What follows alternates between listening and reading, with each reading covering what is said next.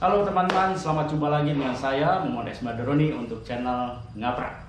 Dan pada pagi hari ini saya duduk di atas satu sepeda motor yang ukurannya mungil namun cukup berisi, cukup lebar.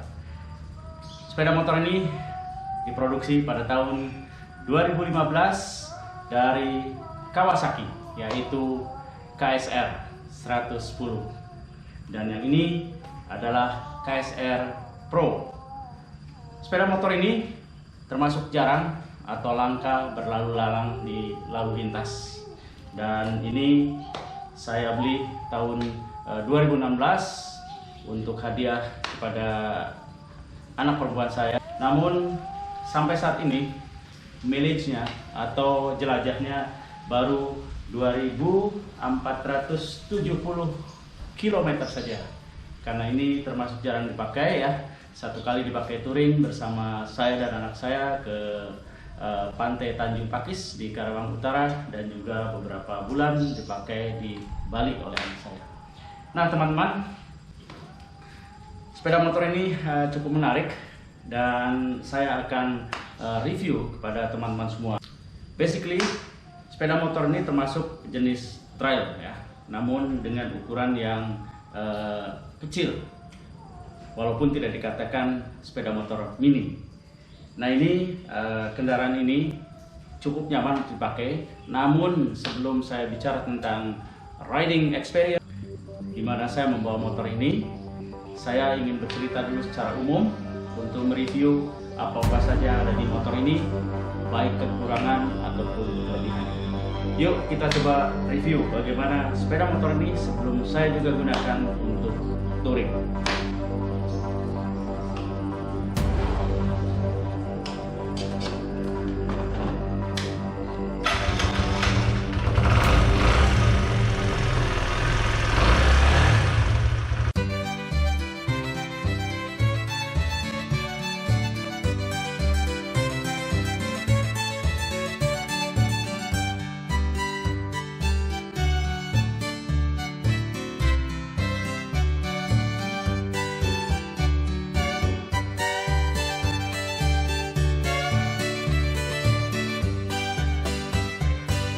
Baik, kita lihat dulu fisiknya dari kendaraan ini. Jadi panjangnya dari ujung ke ujung itu adalah 1,725 meter ya.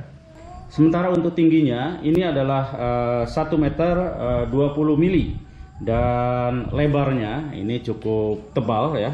Jadi 740 mili ya, kurang lebih 75 cm. Jadi ini memang lebar sekali, termasuk dari bagian tangki ini ya.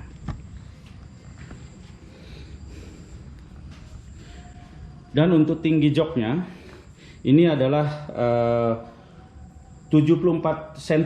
Jadi dari sini ya, dari bawah sampai ke jok ini 740 mili atau 74 cm. Dan ini sangat cocok sekali untuk teman-teman yang mempunyai postur yang tidak terlalu tinggi, let's say adalah di bawah 1,6 meter untuk tinggi badan. Jadi untuk yang 1,6 meter ke bawah itu cukup mumpuni untuk mengendarai ini dengan nyaman ya.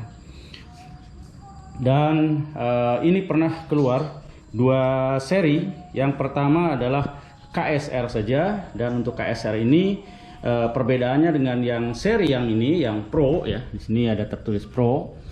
KSR yang pertama itu menggunakan suspensi teleskopik, sementara yang ini, yang Pro ini sudah menggunakan upside down untuk suspensi depannya. Sementara untuk belakang itu masih sama, yaitu dengan menggunakan monoshock seperti ini ya. Dan suspensi ini cukup nyaman ya. Bobot dari sepeda motor ini adalah 95 kg. Jadi cukup ringan untuk kita bisa bermanuver di lalu lintas yang cukup sempit. Secara keseluruhan motor ini masih dalam keadaan orsinil ya, dan hanya ada penambahan di bagian belakang ini, yaitu rak untuk disiapkan dipasang box. Tapi juga box yang akan dipasang juga tidak akan terlalu box yang terlalu besar ya, karena ukurannya juga cukup kecil. Yang penting bisa memuat untuk barang-barang seperti jaket ya. Nah, mari kita lihat sekarang ke segmen dari mesinnya ya. Mesinnya ini menggunakan mesin yang sejajar seperti ini, artinya tidak mesin tegak ya. Mesin ini adalah mesin yang sama dengan Kawasaki KZ ya, yaitu Kawasaki bebek yang pernah dikeluarkan, di mana ini secara keseluruhan ini adalah mesinnya sama ya. Dan mesin ini dapat menghasilkan power sebesar 8,6 PS di RPM 8000, sementara torsi maksimum didapatkan di RPM 6000 yaitu 0,86 ya. Dan sekali lagi ini mesinnya sama dengan mesin Kawasaki KZ ya, sehingga dipasang juga sejajar seperti ini karena merupakan mesin underbone. Untuk suplai bahan bakar, motor ini masih mengadopsi sistem karburator ya. Ini letak karburatornya ya. Dan transmisinya ini menggunakan 5 percepatan dengan tuas transmisi seperti ini ya, gaya model trail. Kemudian ini juga menggunakan kopling ya di tangan ini ya. Nah, inilah perbedaannya antara yang model Pro yang ini dengan yang model sebelumnya. Yang model sebelumnya itu tidak menggunakan kopling seperti ini ya. Artinya menggunakan kopling sistem basah ya, transmisi sistem basah. Seperti model-model motor bebek di zaman sebelum ada Matic ya. Dengan 5 tingkat percepatan dari transmisinya, ini cukup memberikan kecepatan yang mumpuni untuk motor ini. Sekarang kita lihat ke sistem remnya. Ini sudah mengadopsi depan belakang itu dengan sistem cakram. Jadi ini bagian belakangnya ya. Ini ada untuk minyak remnya, untuk hidrolik di terakhir yang akan menggerakkan dari piston dari rem ini ke belakang langsung ke disc brake ya. Dan ini sudah menggunakan ban yang ukuran cukup lebar untuk sebuah motor ini. Nah, kita lihat sekarang bagaimana rem yang depan ya. Nah, ini bagian rem yang depan ya. Jadi sudah mengadopsi disc brake semacam ini. Dan ini suspensi depan dengan sistem upside down.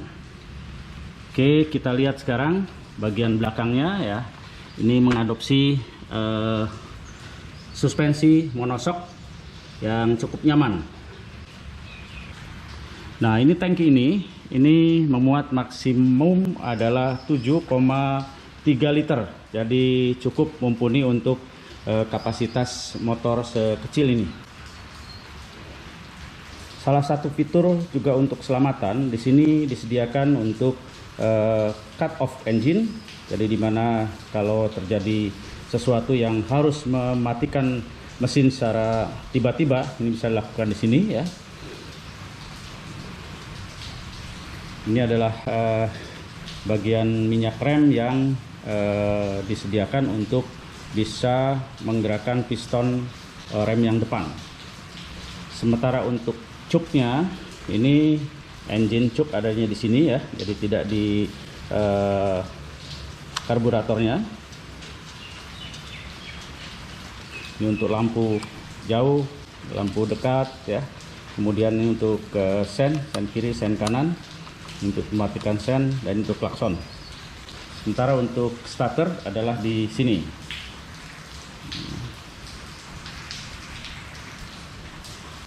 Nah, ini untuk tombol starter. Nah, kalau kita lihat di panelnya, ini sangat sederhana ya. Jadi di sini hanya ada untuk indikator posisi gear transmisi dalam posisi netral, kemudian posisi lampu, Ini posisi untuk sen, ya, lampu sen. Dan ini ada speedometer beserta odometernya. Motor ini jelajahnya masih rendah sekali, masih 2470 km dengan usia pakai sudah 6 tahun. Jadi memang praktis kendaraan ini jarang sekali digunakan. Hal yang menarik di sini, ini merupakan satu kekurangannya. Yang pertama, di sini tidak ada RPM, ya. Layaknya motor-motor sekarang itu sudah merupakan standar dari pabrikan biasanya dengan RPM, namun di sini tidak ada. Dan juga tidak ada indikator untuk fuel, artinya untuk tangki bahan bakar, kapasitas tangki bahan bakar ini tidak ada. Jadi kita bisa dengan perasaan digoyang-goyang saja, ya, atau dilihat dari posisi ini, ya, kita lihat kondisi volume atau banyaknya dari bahan bakar yang masih tersedia. Nah, inilah salah satu kekurangan dari motor ini. Kaca spion sebagai peralatan pengaman ini masih mengadopsi kekhasan daripada Kawasaki, yaitu dengan sistem sudut-sudut seperti ini, ya. Untuk jok motor ini termasuk tebal dan ini cukup nyaman ketika kita mengendarai motor ini, ya.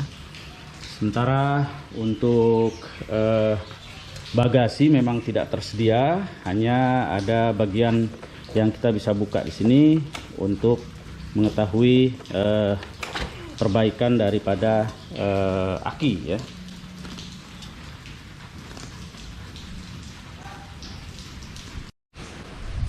Nah, ada beberapa catatan mengenai motor ini untuk kelebihannya. Yang pertama adalah untuk suspensi ini, baik yang depan ataupun yang belakang, memberikan travel suspension yang cukup sehingga nyaman. Begitu juga termasuk yang di belakang. Jadi travel suspensionnya cukup main dengan jarak yang jauh, ya, yang panjang. Kemudian juga ini ground clearance-nya, ini kalau kita lihat ini untuk motor kecil ini cukup tinggi sehingga kita bisa melibas medan-medan yang rusak ataupun daerah yang banjir. Cukup tinggi sekali untuk ground clearance-nya, ya. Untuk knalpot, karena ini adalah jenis trail, jadi layaknya sebuah motor trail, ini untuk knalpot dibuat ke atas, ya. Nah, ini posisinya di atas ini, ya, sehingga bisa menerobos medan-medan yang rusak ataupun kondisi banjir. Secara keseluruhan motor ini cukup baik, ya, cukup nyaman digunakan, dan kekurangannya adalah satu, tidak ada RPM, kemudian juga tidak ada untuk indikator dari posisi bahan bakar. Namun kelebihannya adalah dengan motor kecil ini termasuk ground clearance-nya tinggi, juga travel suspension-nya cukup panjang sehingga ini cukup nyaman ketika menerobos jalan-jalan yang rusak. Di luar, di Thailand khususnya, kendaraan ini banyak digunakan oleh komunitas orang-orang dewasa. Jadi barang-barangnya mereka bawa di kendaraan dan mereka pergi bareng-bareng dengan kendaraan ini untuk mereka berjalan touring dengan Kawasaki KSR yang mungil ini. Suara cukup halus.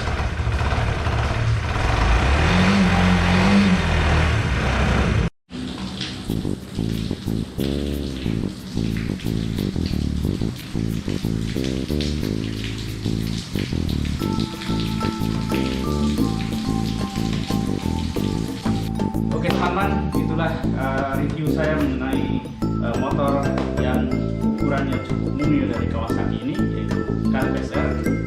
Dan kita akan bicara nanti tentang bagaimana riding experience yang saya dapatkan dengan mengendarai sepeda motor ini di video berikutnya. Ikuti terus dengan saya di sini, Muhammad Esmadroni, untuk channel Ngaprak. Dan jangan lupa subscribe, komen, like, and share. Sampai jumpa lagi, salam sehat, salam ngaprak.